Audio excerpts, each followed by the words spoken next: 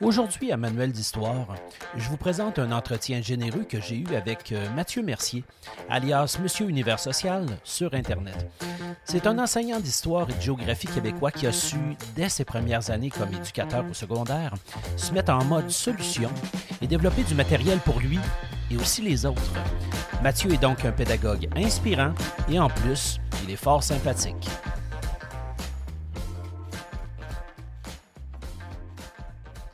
Cet épisode est aussi une occasion de vous parler des podcasts proposés par Balado Pédago, auquel ce podcast ici, Manuel d'Histoire, est lié. Je vous propose aujourd'hui l'offre du Balado Intention Pédago numérique. Vous vous intéressez à la pédagogie et à l'intégration du numérique en éducation, le balado Intention Pédago numérique, c'est pour vous. Mes collaborateurs Mira Vernière, Marie-Hélène Demers, Mathieu Mercier et moi-même vous donnons rendez-vous à chaque épisode pour des conversations riches à propos de pédagogie et d'intégration du numérique en éducation. Les enregistrements se font en direct sur le web et sont par la suite disponibles sur votre plateforme de balado préférée. Intention Pédago numérique, c'est un rendez-vous. Une équipe très inspirante de pédagogues. Donc, Mathieu Mercier est un éducateur passionné qui œuvre pour le Centre de services scolaires de Kamouraska-Rivière-du-Loup. Je l'ai connu en consultant son site web Monsieur Univers Social il y a quelques années. C'est un site qui offre plusieurs ressources pédagogiques en univers social, bien sûr. C'est aussi un animateur du podcast Intention Pédago numérique, précédemment en annonce. Il a aussi reçu le prix Reconnaissance en lecture du ministère de l'Éducation pour son projet privé de leur liberté et de leurs droits civils. C'est un projet interdisciplinaire. L'entretien que j'ai eu avec Mathieu s'est avéré riche en informations et il peut facilement servir autant aux nouveaux enseignants qu'aux plus aguerris. Bonne écoute. Bonsoir, Mathieu Mercier. Salut, je suis content d'être là. Ben écoute, je suis content de te rencontrer aussi. Ça fait quand même assez longtemps que je pense à cette idée-là de te rencontrer parce que ben moi, au départ, tu sais, ça fait 25 ans à peu près que j'enseigne. Puis à un moment donné, j'ai vécu comme un petit moment de bon, il faut que je renouvelle mon stock. Faut que j'aille retrouver des affaires. Puis j'ai vu en faisant une recherche sur Internet, j'avais vu Monsieur Univers Social. Et puis j'avais été fouillé là-dedans. Je trouvais ça donc bien trippant. Je me disais, waouh, c'est intéressant, c'est rafraîchissant. Alors, pour un prof qui commençait à dire, bon, il faut que je renouvelle, ben, tu m'as aidé à quelque part. Et je pense que tu as aidé une couple de profs comme ça au Québec, peut-être sans le savoir. Peut-être que tu le sais un petit peu aussi, mais en tout cas. Donc, ben c'est ça, ce soir, je voulais prendre le temps de jaser avec toi de peut-être ton parcours, ta vision pédagogique, des petits points comme ça qu'on avait préalablement discutés. Alors, toi, Mathieu, tu es dans le coin de Rivière-du-Loup, en fait, hein, c'est ça? Oui, c'est exactement ça. Je suis installé ici depuis quelques années déjà. Pendant que je faisais mon baccalauréat à Rimouski, je me suis installé à Rivière-du-Loup rapidement là, en 2014, je crois. OK. Donc, toi, tu enseignes depuis quelle année à peu près? Ça fait longtemps que tu enseignes? Ben, j'ai terminé mon baccalauréat en 2016. Puis j'ai eu ma première tâche en 2018. Donc ça a été 2 ans après mon bac parce que les 2 premières années, c'était plutôt bouché, plutôt fermé comme opportunité. Mais disons que j'ai fait mes armes en suppléance pendant 2 ans. Puis le fait d'être enseignant en histoire, c'est-tu quelque chose que ça faisait longtemps là, que ça mûrissait en toi? As-tu toujours voulu être ça ou si on revient en arrière un petit peu là, dans ton Oui. développement, disons? En fait, comme beaucoup de personnes, je me suis cherché au cégep. Donc, j'ai Oui. pris un peu de temps, j'ai essayé différents parcours. Au départ, j'étais en informatique, donc pour devenir technicien en informatique. J'ai migré vers les sciences humaines par la suite. Je suis parti de mon patelin parce que je viens de Port-Cartier, je viens de la Côte-Nord. Puis j'allais au cégep de Sept-Îles, puis un matin, je me suis levé, j'ai dit non, là, je pars du nid familial, je pars de la maison, je vais à Rimouski. Et c'est là, en fait, que j'ai fait le déclic. Là. J'ai eu des profs de cégep d'histoire qui m'ont allumé cette passion-là. J'ai eu 2 excellents enseignants. Je m'en rappelle encore. Là, on a fait des projets incroyables, notamment sur la Première Guerre mondiale, sur le rationnement et tout. Ça m'avait allumé vraiment beaucoup. Puis après ça, quand est arrivée l'inscription à l'université, enseignement de l'histoire. Absolument. Puis c'était vraiment l'enseignement, c'était pas l'histoire comme telle, c'était vraiment la communication. C'est bien Oui. ça? Oui, exactement. J'ai toujours eu envie de partager le savoir que j'acquiers, en fait, à travers mes expériences, à travers mes lectures, à travers la connaissance générale. Je trouve que c'est quelque chose qui doit se partager. C'est quelque chose qu'on, qu'on a, qui est un investissement, je pense, sur soi aussi. Puis c'est quelque chose qui a une valeur, à mes yeux, extrêmement importante. Absolument. Je dis toujours que c'est le plus beau métier du monde, en fait. Hein. Ça va pas tout le temps bien, loin de là. On vit des difficultés souvent, mais c'est payant. C'est payant en bout de ligne. Des fois, tu vas avoir quelqu'un qui va venir et hey, merci pour ce que tu as fait. Des fois, c'est 10 ans plus tard. Puis ne serait-ce qu'une personne qui dit ça, on dirait que ça change tout. C'est sûr que là, je parle de mon vécu de vieux prof ou de jeunes vieux profs. Mais bon. Alors, toi, ton parcours, c'est ça. Et ton début, toi, en enseignement, est-ce que tu pourrais me parler un petit peu de ça, ce début d'enseignement-là pour toi? Ouais. Ben, après mes 2 premières années de suppléance, on m'a offert une tâche que certains qualifieraient de suicide. J'enseignais en première secondaire en histoire-géographie, en deuxième secondaire en histoire-géographie, en histoire du Québec-Canada en troisième secondaire. J'avais 2 groupes de premier cycle adapté et un groupe de formation préparatoire au travail. Wow! OK. Tout Et un j'étais contrat. à 97-98%. J'avais même pas une tâche à 100% avec tout ça. Ce qui fait que, bon, j'ai sauté à 2 pieds là-dedans. Je me suis rendu compte assez vite que j'entrais dans une tâche de genre-là sans avoir de cahier d'activité, sans avoir nécessairement de manuel, puis sans avoir nécessairement beaucoup de supports visuels sur lesquels m'appuyer quand j'enseigne. Hmm. Bon, une année rock'n'roll, une année où j'ai rencontré des profs exceptionnels qui m'ont soutenu. J'ai terminé cette année-là souvent. Il y a certains soirs que je pleurais. Faut se l'avouer, les premières années, parfois, on n'a pas nécessairement les élèves les plus faciles à vivre, les plus motivés non plus. Ce qui fait que ça a été un choc cette année-là, je dirais. C'est une école qui était à 30 minutes de chez moi aussi, donc je faisais quand même 1 heure de route à chaque jour. Puis c'est une année qui a été extrêmement difficile, formatrice, je dirais aussi, parce que c'est cette situation-là qui m'a permis d'aller dans mes retranchements, puis de me lancer tranquillement dans une recherche de solutions pour avoir quelque chose de durable, de périn, pour que je puisse le réutiliser d'année en année. C'est là justement que le site web Monsieur Univers Social est apparu. Parce qu'il y avait...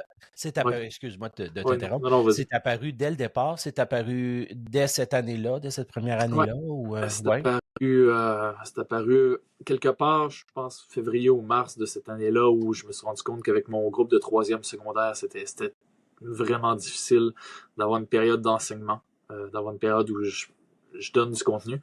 Là, je me suis dit, qu'est-ce que je peux faire pour mes élèves qui eux, veulent avancer puis qui veulent pas être dérangés par les autres nécessairement.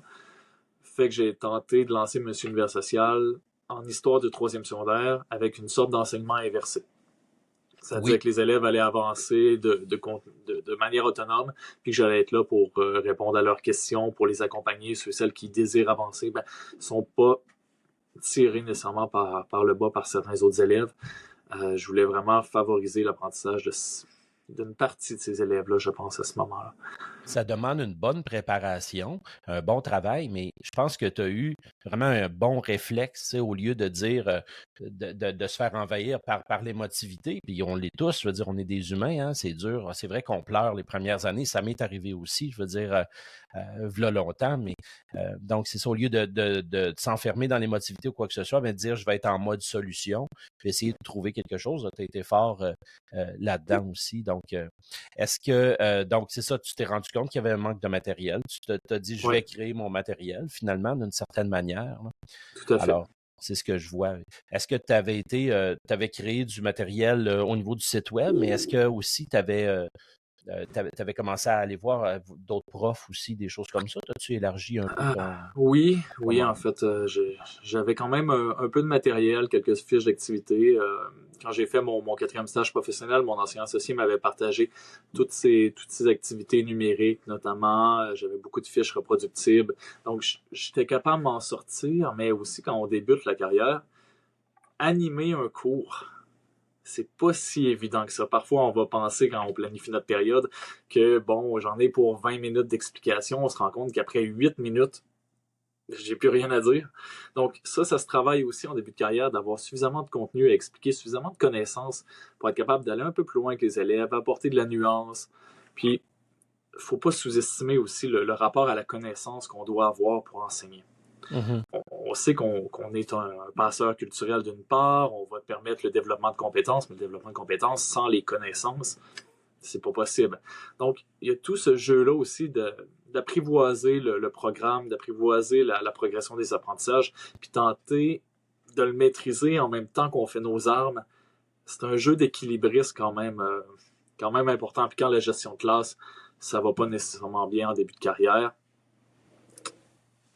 on se retrouve avec une grenade dégoupillée, puis il faut faire quelque chose avec ça. Absolument. Puis, ce que je me rendais compte aussi, c'est quand tu arrives des fois dans la salle des profs, il va y avoir un prof qui va te dire fais ceci, fais cela, un autre prof qui va dire fais ça. Nous, en tant que jeunes profs, on veut être gentil envers tout le monde, puis souvent, ça peut devenir une problématique, des fois, d'essayer d'écouter tout le monde, puis on n'est pas soi-même quand on fait ça. Ah, c'est un art enseigné, hein? Et puis, je me demandais comment toi, tu as été faire pour aller chercher justement ces connaissances-là. Tu sais, au départ, on les a peut-être pas à 100%. J'imagine, toi, ta source d'aller chercher ça, tu faisais des lectures, tu faisais des recherches un peu par toi-même ou? Ben, je pense d'abord, puis on va revenir à ça éventuellement aussi, le baccalauréat de 4 ans là, nous permet d'avoir certains automatismes dans notre pratique. Au quotidien, à chaque période et parfois même à travers une période, on va se remettre en question. On est toujours en train de dire « Ok, j'ai fait ça avec tel groupe, ça a moins bien été, peut-être que si j'adapte ça. » Et même en 2 périodes, on est capable de s'ajuster rapidement. Je pense que mon bac m'a donné ces automatismes-là, ces réflexions, toujours de me demander qu'est-ce que je peux faire de différent qui va me permettre d'aller chercher un petit peu plus d'attention, un petit peu plus d'implication. Ça m'a permis, je pense, d'avoir les bons réflexes. Ouais. Après ça, bon, je pense que l'une de mes forces personnellement, c'est d'être capable de bien m'entourer. J'ai eu des collègues qui m'ont donné d'excellents conseils, j'ai des collègues qui m'ont parfois dit « Écoute, oui, tu me parles de 2 élèves, 3 élèves qui dérangent ton cours, mais dans les faits, ça veut dire qu'il y en a 90% qui fonctionnent bien. Ça, c'est une belle victoire. » Donc, tu mets beaucoup d'énergie puis beaucoup d'attention à tout ce côté-là négatif, mais tu en as beaucoup que ça se passe super bien. Donc ça, garde-le toujours en tête. Donc, le baccalauréat m'a beaucoup aidé, mais aussi des collègues qui m'ont permis de relativiser certaines choses.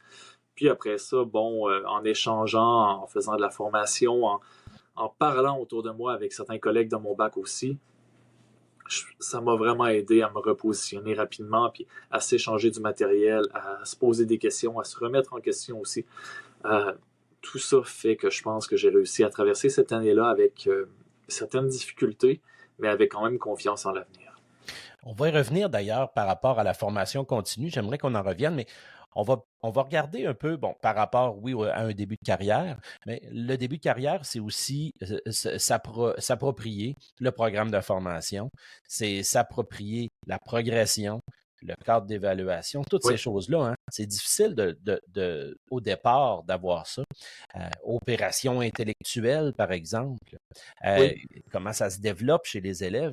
J'aimerais t'entendre un peu sur ça, peut-être ce que tu as vécu, ce que tu as développé ou tes réflexions.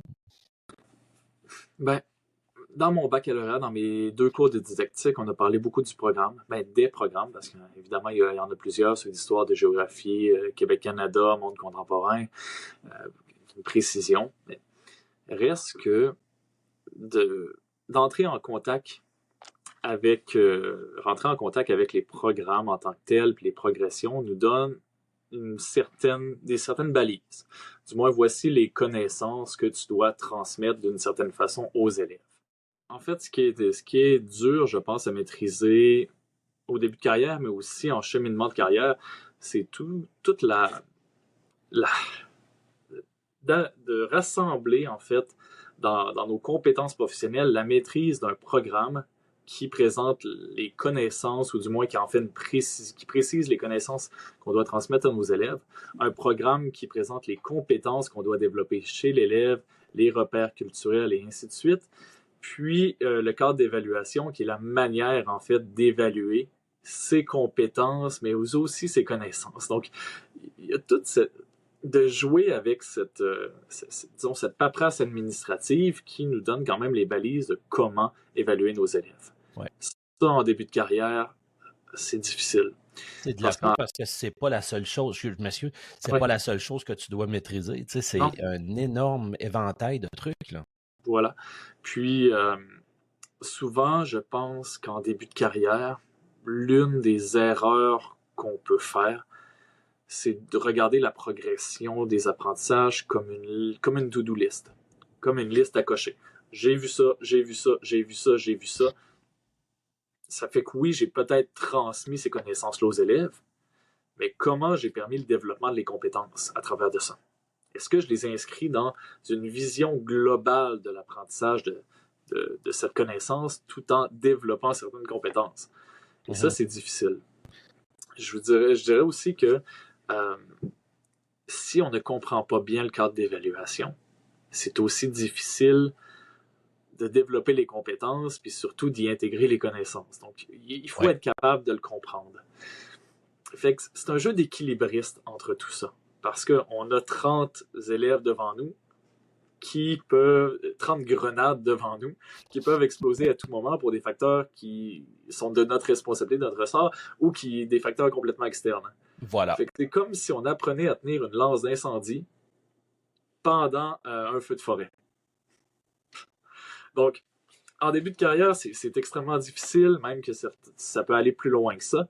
Et je considère qu'à ma 8e année d'enseignement, c'est vraiment là que je commence à être le plus à l'aise avec cette réalité-là. Ben, ça revient à dire le fameux 5 ans, je te dirais. Hein? Il y a 50% des enseignants qui quittent dans les 5 premières années. En tout cas, je ne sais pas si les chiffres sont encore comme ça, mais moi-même, les 5 premières années, j'avais trouvé ça quand même extrêmement difficile, extrêmement prenant. Mais après ça, il se développe comme une espèce de 6e sens, un peu d'aisance, en tout cas. Ça ne règle pas tout, mais il y a une aisance. Puis ce que tu me racontes là, c'est que tu commences à sentir cette aisance-là, peut-être à manier tout ça, qui sont comme des espèces c'est comme conduire manuel, mais plus difficile. Oui, puis une fois qu'on comprend bien le cadre d'évaluation, qu'on comprend bien c'est quoi une opération intellectuelle, puis qu'on comprend bien le programme et la progression des apprentissages, dans notre esprit, on sait que pour présenter telle connaissance, ben, on peut, puis ça devient un réflexe, on peut le jumeler avec une opération intellectuelle du cadre d'évaluation. Donc, rapidement, on se dit, bon, pour présenter, je sais pas moi, la densité de population, ben, je peux, par exemple, prendre celle d'une métropole, disons Montréal, ou on peut prendre le Caire, on peut prendre Pékin, puis le comparer à la densité de population de Rivière-du-Loup. L'élève, rapidement, va comprendre que dans une métropole, la densité, elle est beaucoup plus élevée que dans une ville comme Rivière-du-Loup, par exemple, où il y a 22-23 000 habitants. Donc, l'élève, on sait rapidement comment prendre nos connaissances et comment aller chercher dans le cadre d'évaluation la bonne opération intellectuelle qui va lui permettre de la comprendre et de acquérir, en fait, cette connaissance-là. Puis rapidement, on est capable, en une fraction de seconde, plus les années passent dans notre carrière, de dire, ben, ça, je le présente de cette façon-là, ça, je vais le présenter de cette façon-là. À l'intérieur même d'une période, il y a beaucoup, beaucoup, beaucoup d'opérations intellectuelles qu'on va être capable, en expliquant, mais aussi en donnant certaines activités aux élèves, de leur permettre de développer ça. Donc, d'être évalué de la bonne façon et d'acquérir correctement cette nouvelle connaissance. Oui, absolument. Ça fait beaucoup de sens, effectivement. Puis, il y a cette notion-là aussi, lorsqu'on suit nos études et tout, bon, c'est très théorique. Quand on arrive devant la classe, tu parlais de l'importance d'animer. Puis souvent, on a l'impression aussi qu'il y a cette fameuse verticalité-là qui existe et qui doit exister absolument. Je suis l'enseignant, vous êtes les apprenants. ça va comme ça, c'est tout. Est-ce que c'est nécessaire, cette verticalité-là, dans toutes les situations? Ben, vois-tu, c'est une discussion qu'on a pour la première fois à notre école cette année. Je sais qu'on en parle depuis quelques années déjà, dépendamment des milieux. Notre milieu, cette année, on va faire une journée dans notre champ, justement, dans le champ de l'univers social, pour se questionner sur qu'est-ce qu'on doit voir, par exemple, au premier cycle, qu'est-ce qui doit être seulement abordé, qu'est-ce qui doit être maîtrisé, quelles opérations intellectuelles doivent être maîtrisées rapidement, lesquelles on décide d'aborder, puis à quel moment décide-t-on de le faire.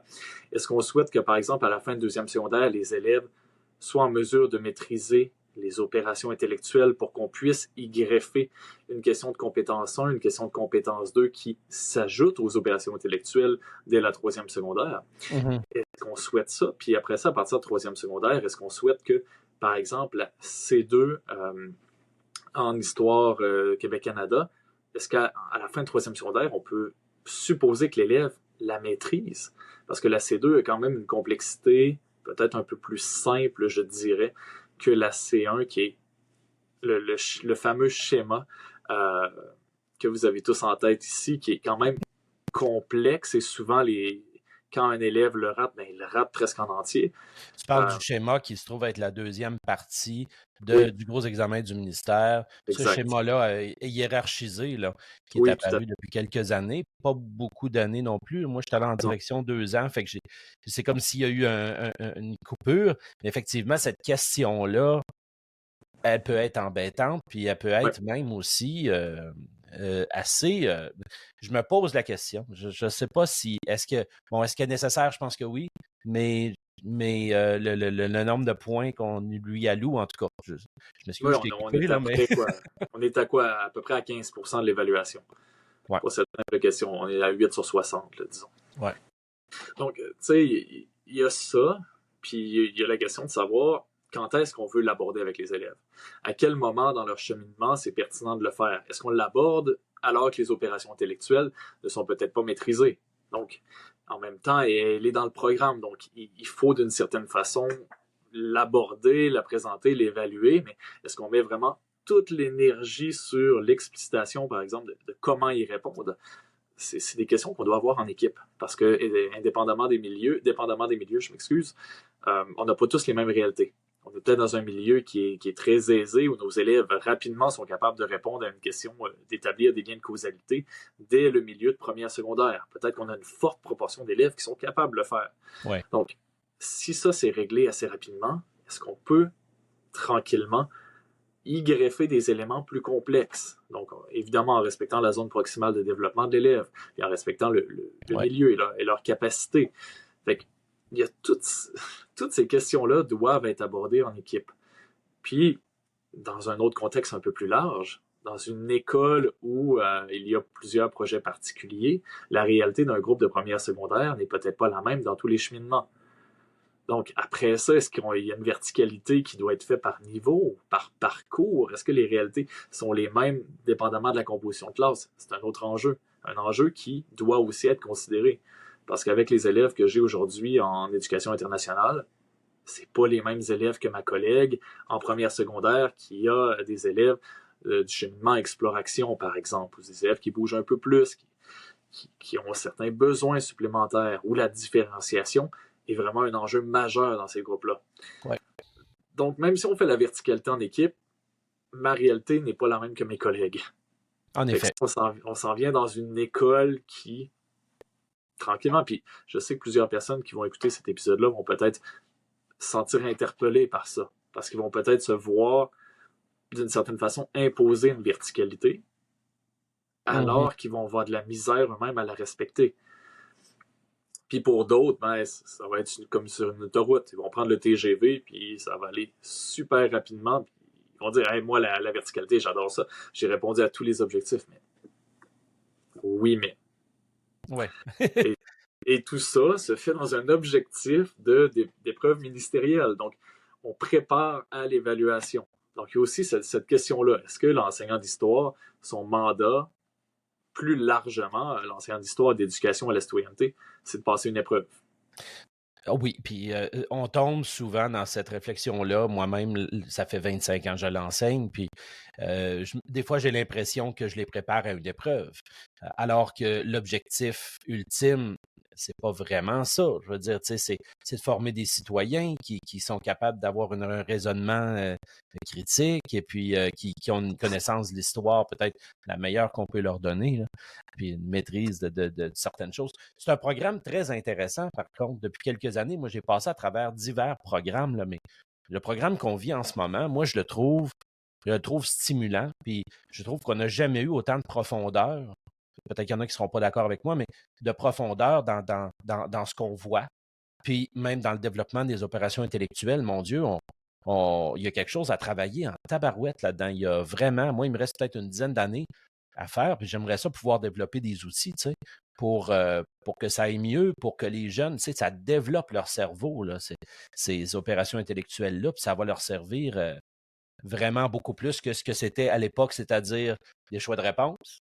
Tu sais, les fameux choix de réponse. Je sais Oui, pas si toi, c'est ça en tant qu'élève, puis ça allait rapidement, puis on était habitué là-dedans. Ah non, c'est une très belle réflexion là, à avoir. tout à fait. Puis je dis tout le temps à mes élèves, dès qu'ils entrent en première secondaire, je dis, vous comprenez pas tout de suite pourquoi on parle de la sédentarisation, puis des premières civilisations, puis de la première expérience de démocratie. Mais je peux vous jurer que le dernier cours de deuxième secondaire, à la fin de l'année, si je vous ai pendant 2 ans, je vais vous dire, écoutez, on va partir de la sédentarisation, puis voici ce que vous avez appris là. Voici ce qui s'est greffé à ça dans la civilisation. Voici pourquoi on a parlé de la première expérience de démocratie, pourquoi on a parlé de tout ça. Pour leur faire comprendre que, OK, on a passé tout ce cheminement-là et on peut voir que la société d'aujourd'hui est le résultat de toute cette évolution-là. Donc, quand je parle des idées des Lumières, elles sont encore présentes aujourd'hui. Pourquoi qu'on en parle? Parce qu'elles sont apparues à ce moment-là et qu'elles ont une influence majeure sur notre société démocratique, du moins une société occidentale. Donc, tranquillement, il y a des morceaux qui s'y greffent pour finalement faire le casse-tête de la société actuelle. C'est plein de petits morceaux qu'on ajoute qui présentent l'histoire de l'humanité en petits bouts, évidemment. C'est très loin d'être complet, mais du moins, ça leur donne quand même une certaine manière. Puis ça, je trouve que c'est plus important de comprendre le chemin de l'espèce humaine plutôt que de développer une opération intellectuelle dans les faits. Ah, ben oui, effectivement. C'est bien l'opération intellectuelle, mais effectivement, oui, le sens profond de l'histoire, d'être capable d'expliquer ce qui nous entoure. Dans une période de grand bouleversement, des fois, mais pourquoi ce qui se passe actuellement dans tel pays, ce qui se passe actuellement dans tel régime politique, pourquoi est-ce que ça vous fait tellement d'émotions? Pourquoi? Donc, on est capable d'expliquer ça, en fait. Tout à Alors, fait. puis, bon, quand on commence en enseignement, c'est une chose, mais il y a aussi toute la notion qui est couverte avec Balado Pédago et tout ça, bien sûr, et avec d'autres choses. Bon, les fameuses heures de formation professionnelle. Mais la formation continue. La formation continue, cette fameuse formation-là, c'est quelque chose qui, à mon sens, est nécessaire. OK? Je l'ai fait de façon personnelle au fur et à mesure de ma carrière, mais mais j'aimerais aussi t'entendre peut-être là-dessus, ta vision de cette formation continue-là. Hein. Est-ce que, tu sais, comment est-ce qu'on peut se former? Comment, en tant que jeune prof ou en tant que pas prof moins jeune, mais comment on peut aller chercher cette formation-là, des idées, peut-être? Oui, en fait, ben, d'abord, pour quelqu'un qui débute puis qui est pas nécessairement encore très connecté, disons, avec le milieu et qui sort de son bac, qui cherche à aller acquérir du bagage supplémentaire, d'abord, il faut comprendre qu'il y a tout plein de formations continues gratuites. Ça, c'est ce que je peux souligner.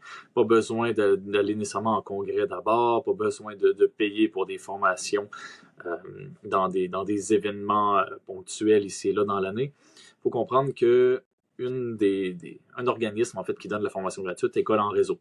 D'abord, École en réseau, pour qui je suis enseignant en ressources, là, je ne le cacherai pas, offre de la formation et parfois ils le font en collaboration avec des profs directement dans les milieux qui partagent leurs activités pédagogiques, qui sont des communautés de pratique où on échange nos pratiques, on discute, on avance. Bon, c'est très bien en fait pour avoir de la rétroaction rapidement. On peut parler de ce qu'on fait en classe, puis d'avoir des experts de contenu qui justement vont te conseiller.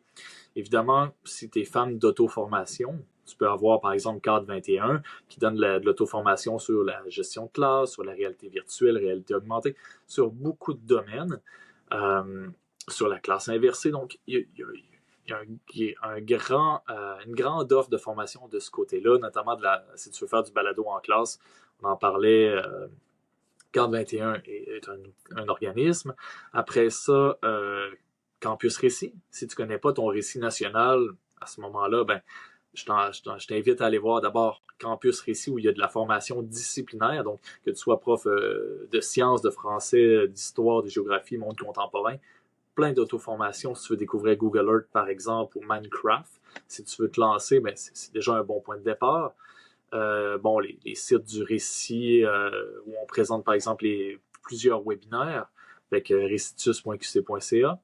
Et si jamais tu veux aller échanger, découvrir des partages pédagogiques qui ont été faits, va d'abord sur le groupe Facebook Planète Univers Social, qui est une communauté de plusieurs milliers de profs qui ont partagé plusieurs de leurs tâches pédagogiques, qui ont partagé des questionnaires, qui ont partagé des activités ou du moins de belles réussites, parfois des supports de présentation. Il y a vraiment beaucoup de très, très belles ressources. Puis, tu peux aussi poser des questions. C'est-à-dire, c'est ma première année d'enseignement, j'enseigne en histoire de 4e secondaire, je suis tout seul dans mon école, j'ai besoin de conseils. Donc, où est-ce que vous êtes rendu? De quelle façon voyez-vous ça?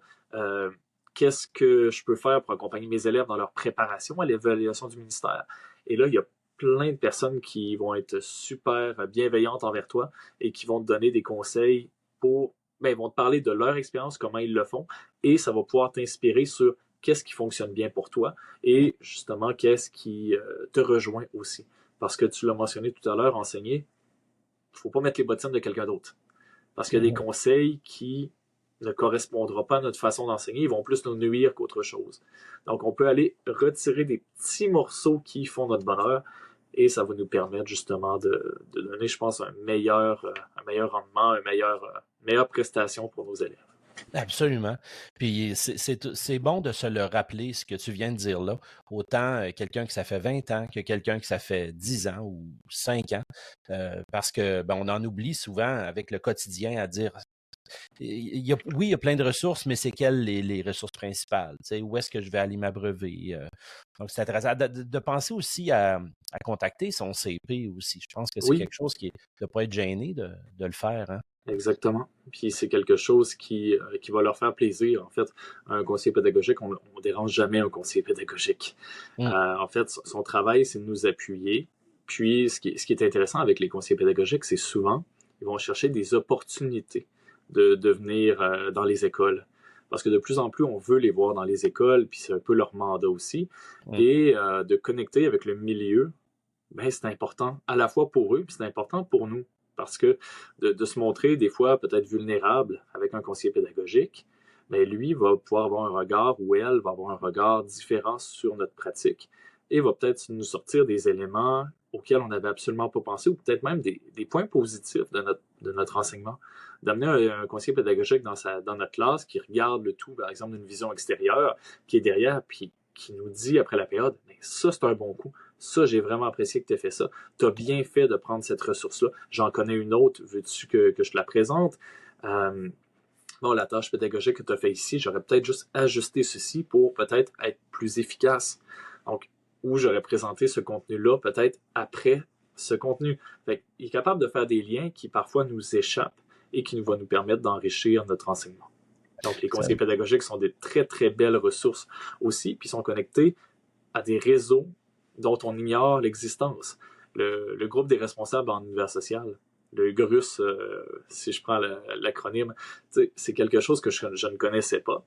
Okay. J'ai eu la chance d'être répondant de matière. Je n'étais pas conseiller pédagogique une année, mais on n'avait pas de CP, donc je répondais aux différentes questions sur la matière. Puis j'ai été ajouté justement à cette chaîne de courriel du GRUS. J'ai été en contact avec plusieurs personnes qui ont été tout simplement formidables. Puis je vois aussi les comptes rendus de leurs rencontres. Ces personnes-là sont quand même des ressources incroyables qui peuvent conseiller nos conseillers pédagogiques et ceux-ci vont faire peu top-down, vont nous apporter certains documents, certains lexiques, certaines activités et vont vouloir peut-être les expérimenter dans nos classes. Donc, vraiment, ces personnes-là peuvent être extrêmement enrichissantes. Puis, pour vous donner un exemple avant de les laisser reprendre, on voulait faire un lexique pour nos élèves en francisation. Donc, on a beaucoup d'élèves, notamment dont le français n'est pas leur langue de base, qui arrivent en première secondaire. Et Dieu sait que le vocabulaire et les concepts en histoire de première secondaire, en géographie aussi, sont nombreux. Donc, comment on peut faire pour leur expliquer un concept en mots simples, peut-être même avec un petit pictogramme, peut-être avec quelques mots semblables, quelques synonymes.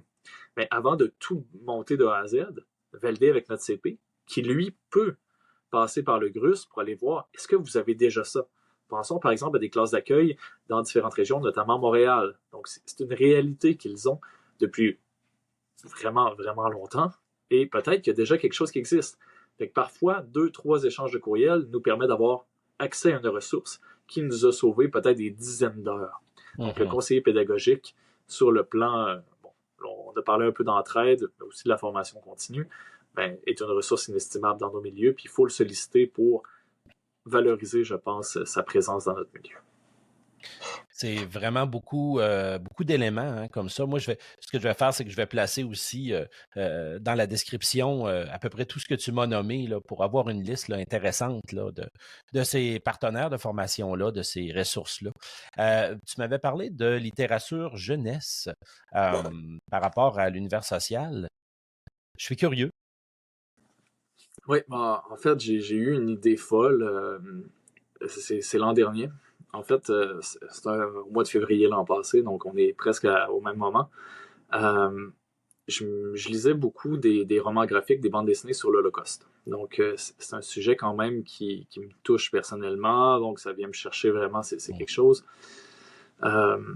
qui me prend droit au cœur à chaque fois que je lis ça. J'ai l'impression de créer des Horcruxes pour la référence à Harry Potter. J'ai l'impression que mon âme se sépare en deux à toutes les fois que j'entends voir l'Holocauste. C'est dur. Puis, je me suis dit, OK, la progression nous parle pas vraiment d'Holocauste, nous parle beaucoup de reconnaissance des droits, des libertés et des droits civils, donc notamment les populations afro-américaines, ou par exemple l'apartheid en Afrique du Sud, le droit des femmes aussi. Mais dans les repères culturels qu'il y a, puis un peu aussi dans le programme, on parle de négation des droits. Donc, on va parler comment une population se fait retirer ses droits, donc progressivement.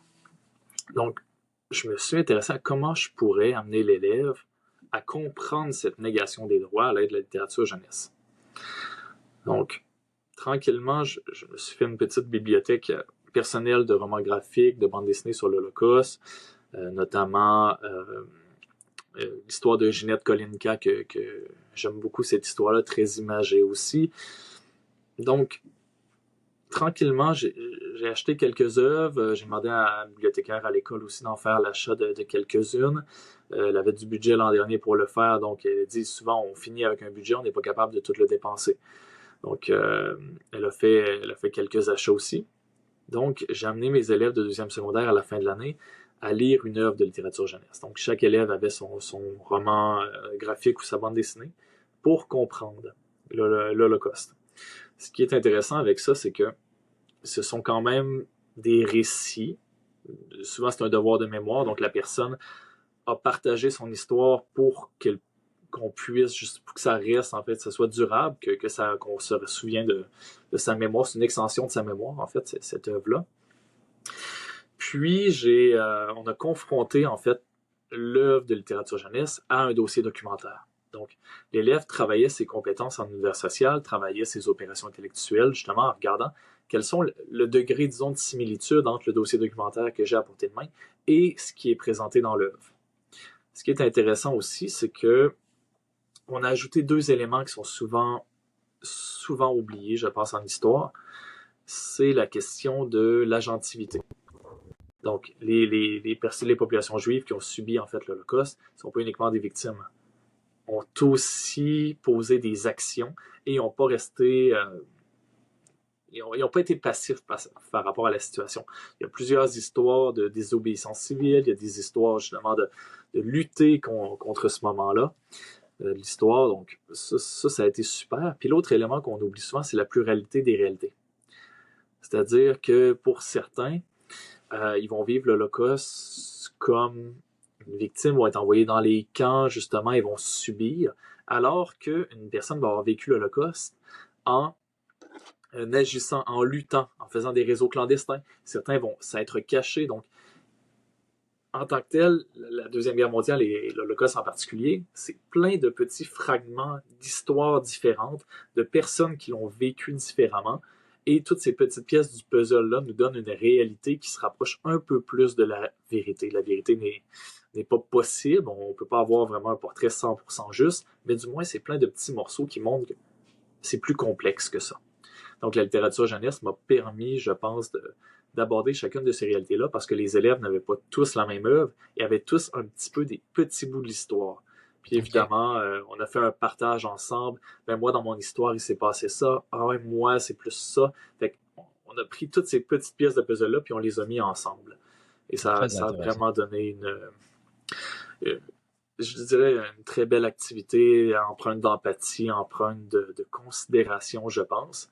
Et cette éducation-là est quand même aussi nécessaire pour éviter des gestes à caractère haineux ou surtout dans le monde qu'on vit actuellement, je pense que ça reste... Une banalisation de certains gestes par l'ignorance, en fait, de la réalité. Là, c'est ça. Et c'est très intéressant.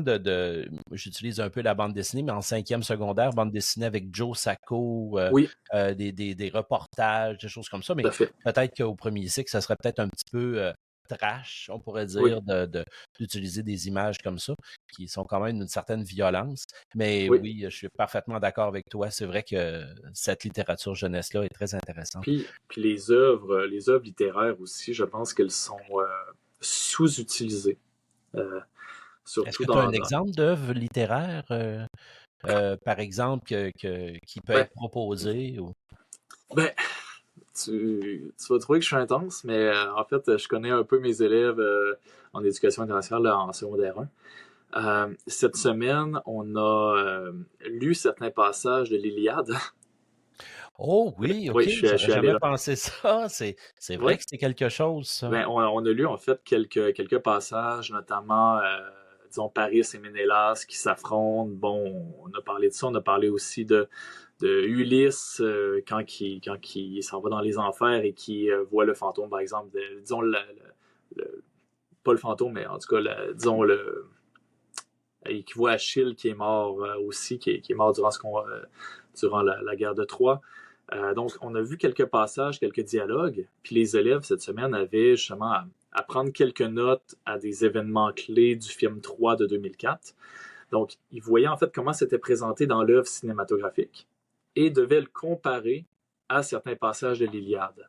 Donc, quelles sont les similitudes aussi, les différences, quelles sont les libertés cinématographiques qui ont été prises pour représenter cette œuvre de la mythologie grecque, cette œuvre d'Homère. Fait qu'on est allé là cette semaine, puis on était en fin d'étape évidemment, donc là on était juste avant la relâche aussi. J'ai dit écoute, on va écouter un film, ça va me faire plaisir qu'on regarde un film ensemble. On vient de finir la Grèce justement, donc on vient de finir la première expérience de démocratie. Et là je leur explique à la fin de la guerre de Troie, à la fin de l'Iliade, ben, t'as Énée qui est là. Puis Énée, quand même, est un des ancêtres de ceux qui ont fondé Rome. Donc, dans cette histoire-là de Rémus et Romulus. Oui. Donc, fait que, tu sais, là, je fais tout ce lien-là. Ça ferait une belle transition, quand même. Bon. C'est intense un peu, cette idée-là, mais ça fait partie d'une œuvre littéraire qui a été utilisée pour travailler un peu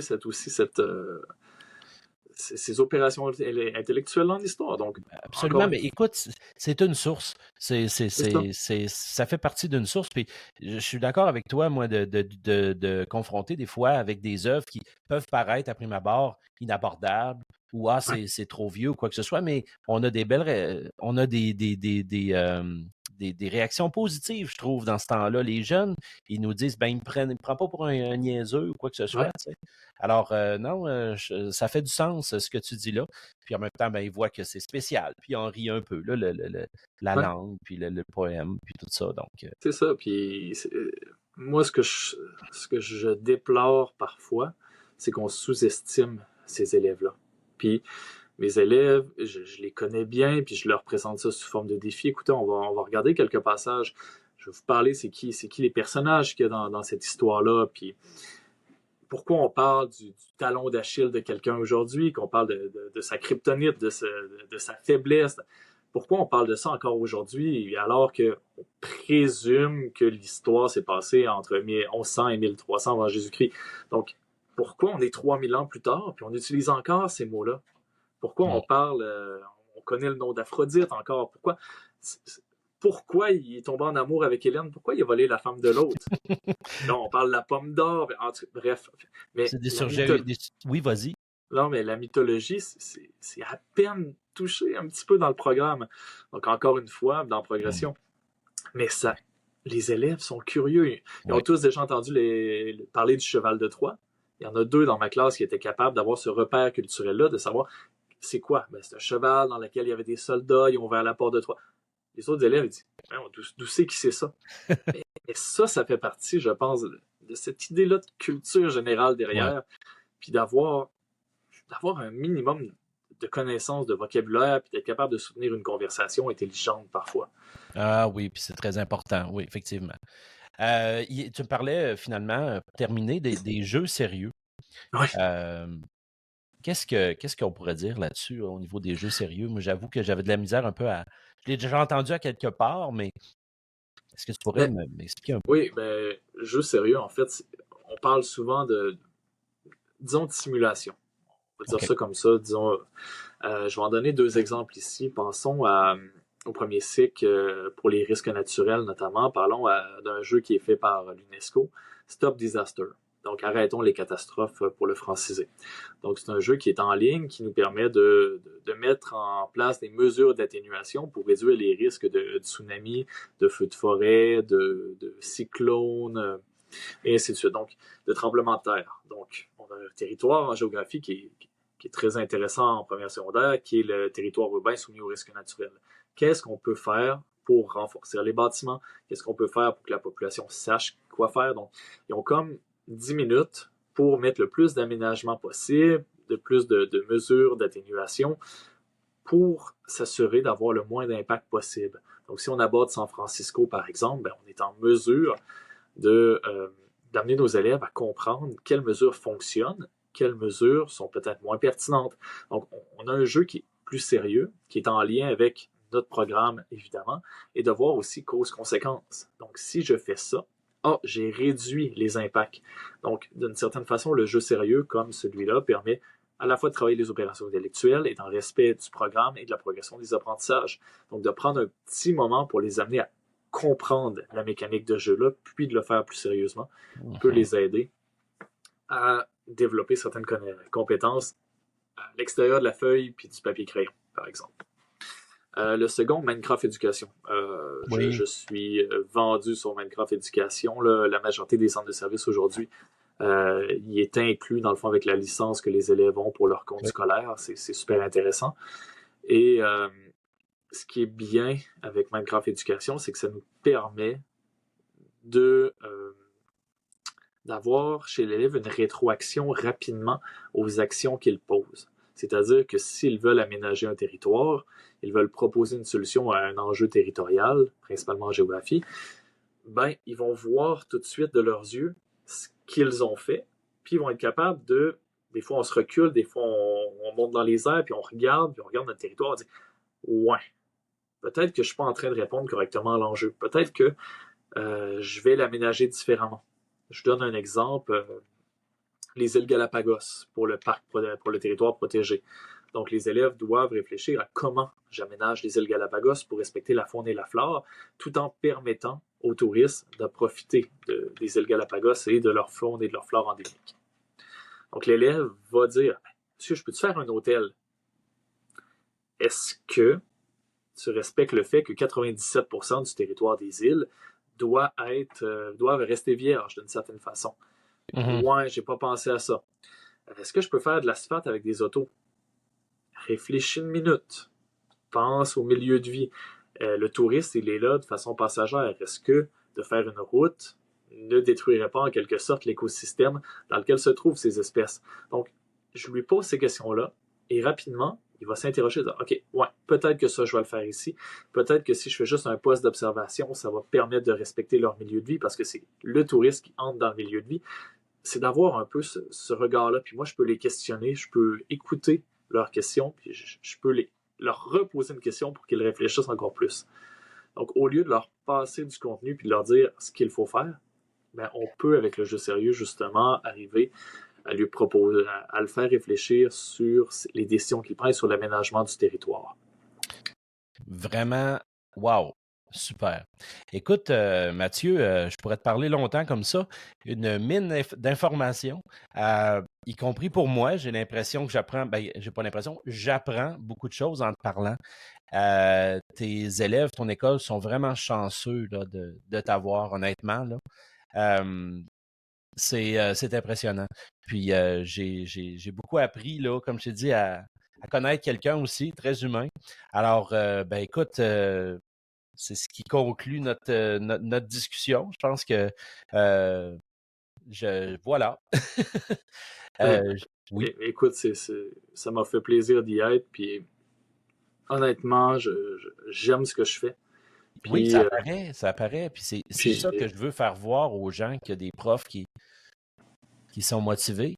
J'avais une stagiaire récemment, justement, qui m'a dit « T'es complètement fou. » Elle me dit, stage 1, qui est très, très lucide, elle me dit « T'es complètement fou, tu préfères la moitié parfois de ce que tu fais dans une journée, puis il n'y a personne qui pourrait chialer sur ce que tu fais. » Mais elle me dit « Il y a une chose que je vois, t'as du fun. » Regarde, elle dit « T'as du plaisir.